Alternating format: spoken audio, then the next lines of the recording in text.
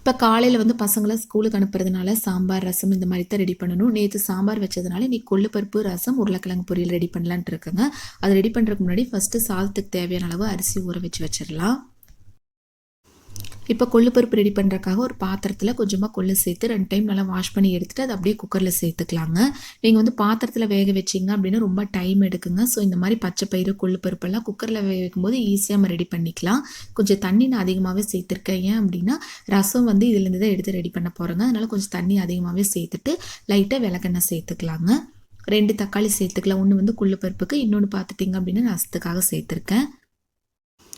இப்போ இதில் வந்து மஞ்சள் தூள் போட்டோம் அப்படின்னா குக்கரில் விசில் வரும்போது ஃபுல்லாக மஞ்சளாக இருக்கிற மாதிரி இருக்குது இல்லைங்களா? அதனால் நான் தாளிக்கும் போது மஞ்சள் சேர்த்துக்கலாம் அப்படிங்கிறக்காக இதில் மஞ்சள் எதுவும் சேர்த்துக்கல. அது 4 விசில் வரட்டுங்க. அதுக்குள்ளே வந்து ஆப்பை ரெடி பண்ணுறக்காக அரிசி ஊற வச்சிடலாங்க. அதுக்கு ஒரு பாத்திரத்தில் 1 டம்ளர் அளவுக்கு வந்து இட்லி அரிசி எடுத்துருக்குங்க. அதே டம்ளரில் 1 டம்ளர் அளவுக்கு பச்சரிசி, 1/2 டம்ளர் அளவுக்கு பார்த்துட்டிங்க அப்படின்னா உளுந்தம்பருப்பு உள்ள சேர்த்துக்கலாங்க. நல்லா சாஃப்டாக வரணும் அப்படின்னா இந்த மெத்தடில் ட்ரை பண்ணி பாருங்கள். ரொம்ப சூப்பராக இருக்கும். இப்போ லாஸ்ட்டாக இதில் வந்து கொஞ்சமாக வெந்தயம் சேர்த்துக்கலாங்க. வெந்தயம் வந்து அதிகமாக சேர்க்க தேவையில்லை. இந்த அளவுக்கு சேர்த்துட்டோம் அப்படின்னா கரெக்டாக இருக்கும். இது தண்ணியில் ஒரு டைம் வாஷ் பண்ணி எடுத்துட்டு அதுக்கப்புறம் தேவையான அளவு தண்ணி சேர்த்து நம்ம ஊற வச்சிடலாங்க. இப்போ டெய்லியுமே இட்லி தோசை இந்த மாதிரி ரெடி பண்ணி கொடுக்குறக்கு ஆப்பம் இந்த மாதிரியெல்லாம் செஞ்சு கொடுத்தோம் அப்படின்னா குழந்தைங்களுக்கு ரொம்ப பிடிக்கும் இல்லைங்களா? அதனால் இப்போ தேவையான அளவு அரிசி எல்லாமே ஊற வச்சு எடுத்து வச்சாச்சு. இது அப்படியே இருக்கட்டுங்க. சமையல் வேலையெல்லாம் முடிச்சுட்டு கிச்சன் க்ளீன் பண்ணிவிட்டு லாஸ்ட்டாக வந்து இதை அரைச்சி எடுத்துக்கலாம். ஊற வச்சு வைக்கிறக்குள்ளே இது பார்த்துட்டிங்க அப்படின்னா ஒரு 4-5 விசில் வந்துருச்சு. இப்போ கீழே எடுத்து வச்சிடலாங்க. ஒரு 5 நிமிஷம் அப்படியே விட்டுட்டு அதுக்கப்புறம் நம்ம ஓப்பன் பண்ணலாம். பாத்திரத்தில் கொள்ளு எடுத்துருக்கேங்க. ஒரு தக்காளி மட்டும் அதில் சேர்த்துருக்கேன். இன்னும் கொஞ்சம் தண்ணி வந்து நம்ம கொள்ளு அரைச்சதுக்கப்புறம் உள்ளே சேர்த்துக்கலாம் அப்படிங்கிறக்காக ஒரு சின்ன பாத்திரத்தில் எடுத்து வச்சுருக்கேன். அதில் வந்து புளி, ஒரு தக்காளி, கொஞ்சமாக அந்த கொள்ளு வடித்த தண்ணி உள்ளே சேர்த்து வச்சுருக்கேங்க.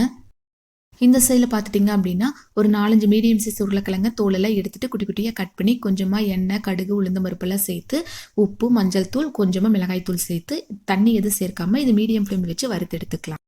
உருளைக்கிழங்கு ரெடி ஆனோன்னா அதை அப்படியே சின்ன பாத்திரத்துக்கு மாற்றிட்டு நீங்கள் பேன் யூஸ் பண்ணாலும் சரி, கடாயாக இருந்தாலும் சரிங்க, அது வாஷ் பண்ண போடாமல் நெக்ஸ்ட் ஏதாச்சும் தாளிக்கணும் அப்படின்னா அதே பேன் யூஸ் பண்ணிட்டீங்க அப்படின்னா பாத்திரம் வந்து அதிகமாக சேராமல் இருக்குங்க.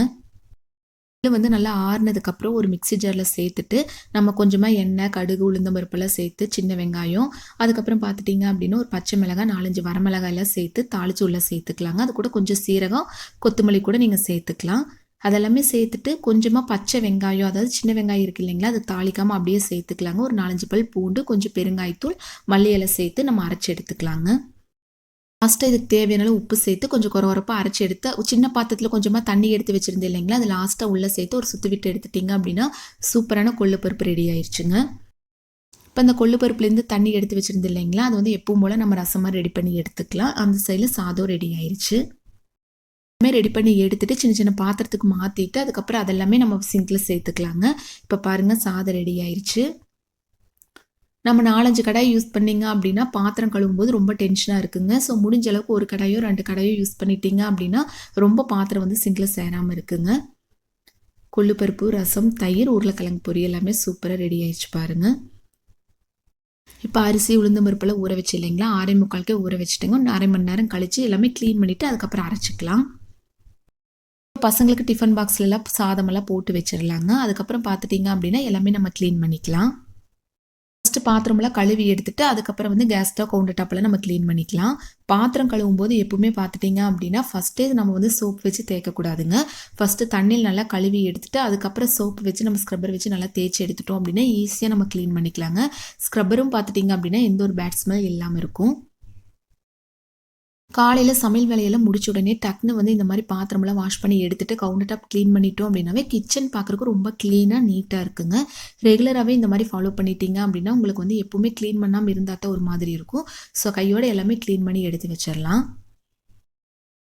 நான் ஆல்ரெடி சொன்னேன் இல்லைங்களா, நிறைய கடாய் பாத்திரமெல்லாம் யூஸ் பண்ணுறதுக்கு தாளிக்கிறோம் அப்படின்னாவே ஒரே கடாயை யூஸ் பண்ணிட்டீங்க அப்படின்னா ஈஸியாக நம்ம வேலையை முடிச்சிடலாங்க. ரொம்ப பாத்திரங்கள் சேராமல் இருக்கும். இந்த கேஸ் ஸ்டவ், கவுண்டர் டாப்பில் நார்மலாக தண்ணியில் க்ளீன் பண்ணுறதுக்கு பதிலாக ஒரு சின்ன பாத்திரத்தில் கொஞ்சமாக கம்ஃபர்ட் இருக்குது இல்லைங்களா, அது லைட்டாக தண்ணி சேர்த்து நல்லா கலந்து எடுத்துகிட்டு இந்த மாதிரி க்ளீன் பண்ணிட்டீங்க அப்படின்னா கிச்சன் உள்ளே வரும்போதே நல்லா ஸ்மெல் ரொம்ப நல்லா இருக்குங்க. அதே சமயம் இப்போ வந்து வெயில் காலம் இல்லைங்களா, எறும்பு தொல்லை இல்லாமல் இருக்கணும் அப்படின்னா கூட இந்த டிப்பில் ட்ரை பண்ணி பாருங்கள். இல்லை அப்படின்னா 2 கற்பூரம் இருக்குது இல்லைங்களா, அதை உடச்சி கூட நீங்கள் உள்ளே சேர்த்து இந்த மாதிரி க்ளீன் பண்ணும்போது கூட அந்த பேட் ஸ்மெல் எதுவுமே இல்லாமல் ரொம்ப நல்லா இருக்கும். இப்போ கேஸ் ஸ்டவ் க்ளீன் பண்ணுறோம் அப்படின்னா மேக்ஸிமம் எல்லாருமே இந்த கேஸ் ஸ்டவ் தூக்கி கீழே ஃபுல்லாக நம்ம க்ளீன் பண்ணுவாங்க.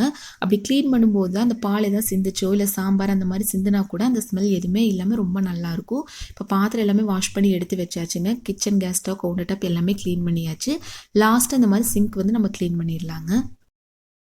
இது வந்து நார்மலாக வந்து அந்த சோப் வச்சு க்ளீன் பண்ணுறத விட ஒரு ஷாம்பு இருக்குது இல்லைங்களா, அது ஃபுல்லாக உள்ளே சேர்த்துட்டு ஃபுல்லாக க்ளீன் பண்ணிட்டீங்க அப்படின்னு ரொம்ப வாசனையே ரொம்ப நல்லா இருக்குங்க. அந்த கிச்சனில் வந்து கரப்பாம்பூச்சி தொல்லையெல்லாம் இருக்குது அப்படிங்கிறவங்க இந்த டிப்பில் ட்ரை பண்ணி பாருங்கள்.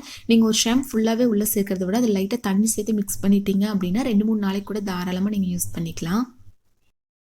ஒரு 7-7:40ங்கிலேயே எல்லா வேலையுமே முடிச்சாச்சு பாருங்கள். கிச்சன் பார்க்குறக்கே எவ்வளோ க்ளீனாக நீட்டாக இருக்குன்னு பாருங்கள். இப்படியே கையோட முடிச்சு வச்சுட்டிங்க அப்படின்னா கிச்சனுக்கு வரக்கும் ரொம்ப இன்ட்ரெஸ்ட்டாக இருக்குங்க. நெக்ஸ்ட் எதாவது சமைக்கிறோம் அப்படின்னா கூட நமக்கு வந்து டென்ஷன் இல்லாமல் ஈஸியாக நம்ம சமைச்சிடலாம்.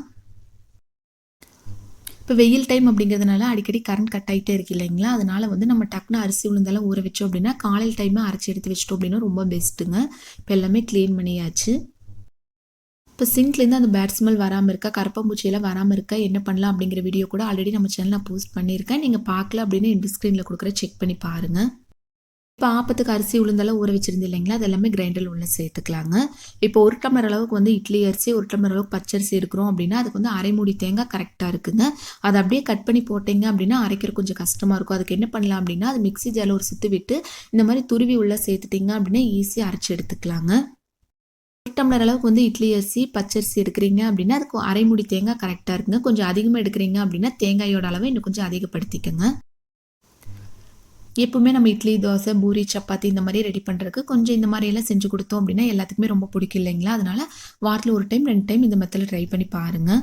இப்போ எல்லாமே இதை வந்து ஒரு பாத்திரத்துக்கு மாற்றிக்கலாம். ஃபுல்லாகவே மாற்றிட்டு கிரைண்டர் ஃபுல்லாக வாஷ் பண்ணி எடுத்து வச்சிட்டோம் அப்படின்னா காலையில் வேலை முடிஞ்சிருச்சு பாருங்கள். ஓகே ஃப்ரெண்ட்ஸ், இந்த மாதிரி வீடியோ வேணும் அப்படின்னா கீழே கமெண்ட்டில் எங்கிட்ட சொல்லுங்கள். இந்த வீடியோ பிடிச்ச லைக் பண்ணுங்கள், ஷேர் பண்ணுங்கள். நம்ம சேனலுக்கு தான் நீங்கள் ஃபஸ்ட் டைம் வர்றீங்க அப்படின்னா மறக்காமல் நம்ம சேனலுக்கு சப்போர்ட் பண்ணுங்கள். Thank you friends. பாய்.